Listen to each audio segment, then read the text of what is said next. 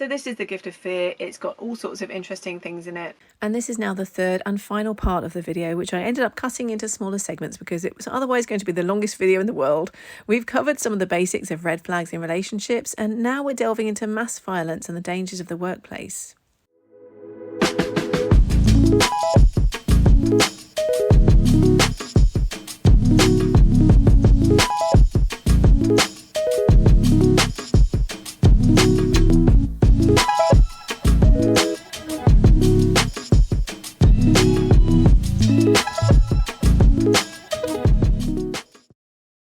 Oh hi, this is Rosie Blythe, by the way. I forgot to do an intro because I didn't know this video was going to turn into a three-parter. I'm the author of The Princess Guide to Life, and I'm just going to dive right in. So another section of the book is about teen violence and like teens who go around shooting up schools or whatever. And he makes the point that, you know, if the teens are like, oh, I did it because Satan told me to do it, you can't sue Satan. So it's much easier to blame a rock group or a movie or something like that. So he mentions a book called Emotional Intelligence by David Goleman, which describes 7 key abilities most beneficial for human beings. So 1, the ability to motivate ourselves, to persist against frustration, to delay gratification, to regulate moods, to hope, to empathise, and to control impulse. So that's quite an interesting little list to maybe look at teenagers in your life and see if they meet those criteria. And kids who kill their parents are almost always abused. Interesting. And children need protection from other kids at school who are violent, but schools don't do it. So again, it's like people are so afraid of like saying the wrong thing or doing the wrong thing that you don't end up protecting the most vulnerable people. I'm always amazed at the way school seems to be a little universe unto itself, and kids can do things to each other that would get them at least an assault charge if they tried it on anyone out in the real world. And he also talks about celebrities. This is obviously something that he's worked with quite a lot of famous people when they're struggling with, you know, being stalked or whatever. And I think he calls it a uniquely American thing to have stalkers. I'm not sure that that's true anymore. Maybe America is, you know, it's sort of like the main kind of hotbed for celebrities, isn't it? But I'm sure other countries have them as well. So that's interesting that he said that. And there's advice from a guy who was a stalker who ended up shooting a celebrity. He says, don't be too nice when you're replying to your fan mail because, you know, obviously people get the wrong idea and kind of fixate on particular celebrities and they feel like they know them and that kind of thing. And violence is the fastest way to get an identity. And I think that must be behind a lot of shootings and all that kind of stuff. People, you know, if they get their picture in the paper, it may be for the most horrendous reasons, but it's still their picture in the paper, isn't it? And everyone knows their name. And Gavin makes a really good point. He says that we need to de-glamorize criminals. So instead of talking about like their meticulous plans, we should point out that they're a loser, not a loner. And he points out that we sort of have these like photo opportunities where like they're like surrounded by security guards, like they're the president getting on a helicopter. And he's like, yeah, don't do that. Don't make them look cool. I think that's a really good point. So he talks about so much stuff in this book, you know, from relationships to workplaces to teenagers to if you happen to be a celebrity or if you're being stalked in any other way. So it's a really, really great guide for all of that stuff. I think is definitely one to have on your bookshelf and keep referring back to at different points in your life, really. As well as talking about relationships, he talks about in the workplace how you can avoid having a really dodgy person work for you, basically, if you're the boss and you're employing people. And one thing he said is if someone does kind of prove to be a problem, you need to get rid of them really early on before they get their feet under the table, basically. Because people are afraid to fire someone. And obviously you've got to do everything legally and by the book and, you know, with the approval of your HR department. But he said the longer people stay in a job, the more they're going to feel like it's their right to stay. So it's if someone is problematic, you do need to get rid of them as soon as you can. So he has a little checklist for, you know, red flags for employees or, you know, people that you work with. Inflexibility. Love of weapons, I think is an interesting one. Obviously in the UK we don't really have guns very much, like a few people might have them, but knives are an issue, and obviously in the US guns are a massive issue. Love of weapons, that seems to come up quite a lot when you read stories about like some violent guy.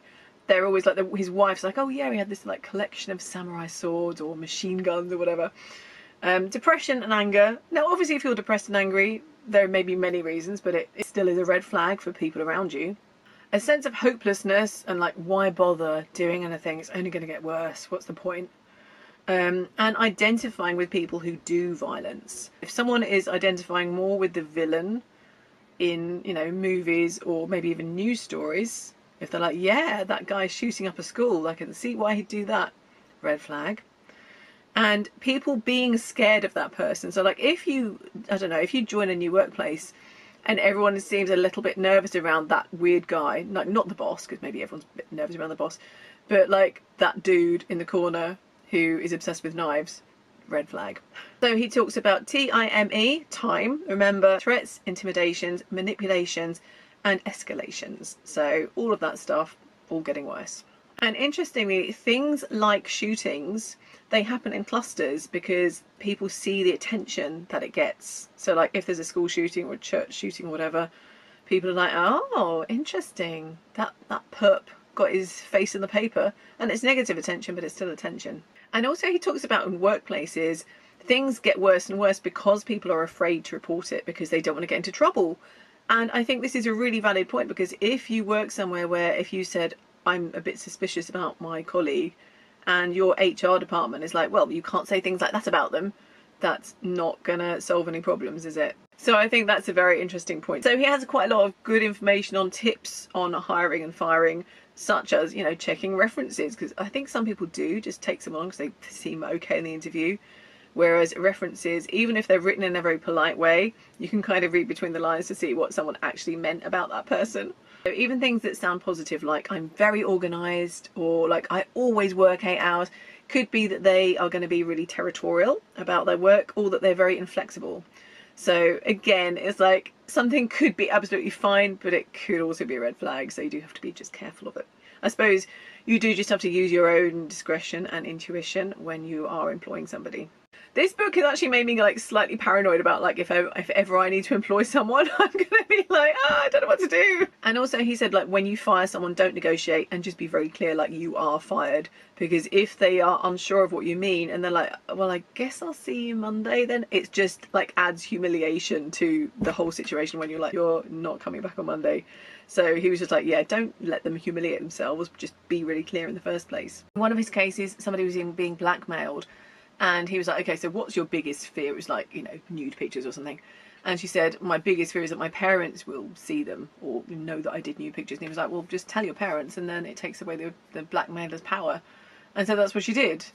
And that's the only way to deal with people. If they're like, I have some information about you and I'm going to let it out, just be like, okay, fine, I'll do it myself. And also he said, and this is fairly specific, but I think it's worth just mentioning because I thought it was an interesting little nugget. He said that if someone is blackmailing you, if they're like hinting around like, oh, it would be a shame if these pictures of you got out and were seen by the public. If you say something like, what are you getting at? Make them lay it on the line. Like, I want you to give me money or I'll show these pictures. So he says, don't jump in with any offers. Don't like catch the hint that they're throwing out and be like, oh, well, you know, I could take care of that big bill for you if you like. You've got to play coy and be like, what are you getting at? What are you asking me for? Because a lot of blackmailers would be too sort of coy to actually say it out loud, and so if you're just really blunt with them, they may not actually want to go through with blackmailing you. But if you were to just like jump in and offer them something when they're hinting around, then they probably would. And another thing that I think is really interesting, I haven't really heard anyone else talk about this, is he talks about a sort of type of person that he calls the scriptwriter. So they decide what you're going to say and then they get angry about it. Do you know anyone in your life who's like this? And it's interesting from a manifestation point of view, because it is very much like you teach people how to treat you. And it's like when you expect someone to be a certain way, then that's the way. If you expect someone to be hostile towards you, and so you go into every interaction expecting them to be like, no, you can't do that, blah, blah, blah. Yes, I'm very cross with you. Then eventually that's what's going to happen, because you're going to give off the hostility before they say anything to you. And so you actually create the script. So Gavin actually talks about some psychology stuff. And sometimes when we think we're afraid of one thing, we're actually afraid of another. And so Gavin says, what is your fear telling you really? And he has this example of a woman who says that she doesn't like her job because it's like, oh, I have to walk across this like dark parking lot and I don't like it and it's scary. And you do a little bit of he did a little bit of questioning, and it turned out that what she really didn't like was the area that she lived in, and she wanted to move cities. And I think sometimes you do untangle what you're actually saying and you find that there's something deeper underneath it. And also there's this whole psychological thing when it's our identity that is at stake. So For instance, public speaking is scary because that's our identity. And it's like, if you embarrass yourself in public, that's like death of your ego. And also he points out that like we're all terrified of sharks, right? I mean, I know we've all seen Jaws, but why are we so afraid of sharks when like there's so many more things that are likely to kill us, you know, like car crashes or whatever. And he points out that sharks see us as meat. So it's like, again, it's loss of our ego. It's like, to them, we're just like a smaller creature that they can just feast on. And he points out that we don't need to live in fear. When you apply it to the right places, it's not going to be all through your life all the time. And he talks about the pointlessness of worry. Like, worry is this fear that we manufacture. It's not real fear. It's not anything that's actually happening to us at that moment. But it's almost like we think that we ward off real danger by like creating this fake danger in our heads. And he also kind of makes fun of people who carry guns in case they can save lives, because he's like, why don't you carry around an EpiPen with you? Like, wouldn't that be more useful? You'd probably be far more likely to actually save a life with that than by carrying a gun. But again, I think it's kind of ego, isn't it? And we live in a culture of fear. You know, news reports are created to make us frightened. News reports are designed to grab our attention with fear-based stuff. And so Gavin says, I never watch the local television news and haven't for years. Try this and you'll find better things to do before going to sleep than looking at 30 minutes of disturbing images presented with artificial urgency and the usually false implication that it's critical for you to see it. Isn't that so true? Like, people act like you need to keep up with the news, and I always kind of think, why? Like, I'll hear it. If it's important, I'll hear it eventually, but I'm not going to spend, especially just before bed, I'm not going to watch the news when it's just disturbing stuff.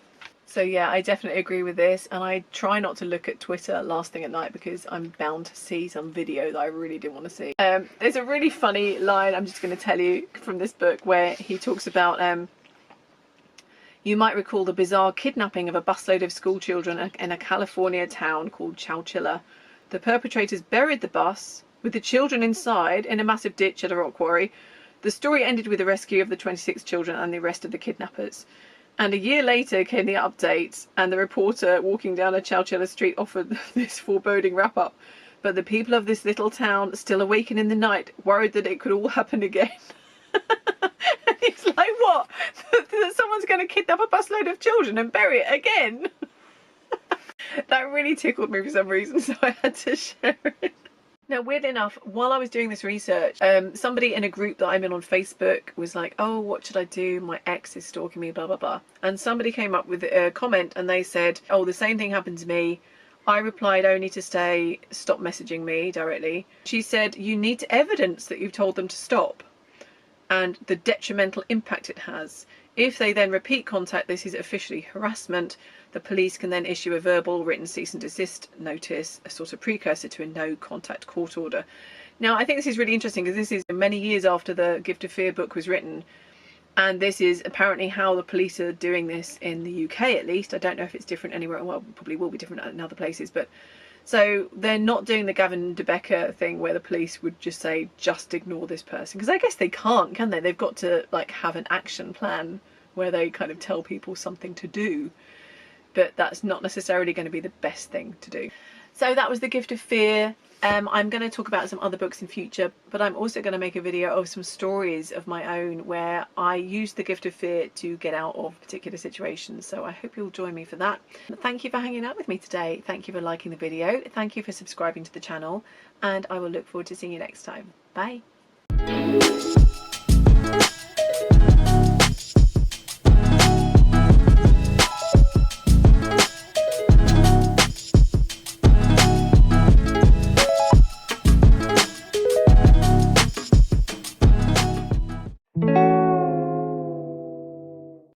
Dill's coming. Hello, Dill. Where are you going to sit, baby? I'm going to sit somewhere else. Not right there. Sit there if you want. Oh, you're a good boy.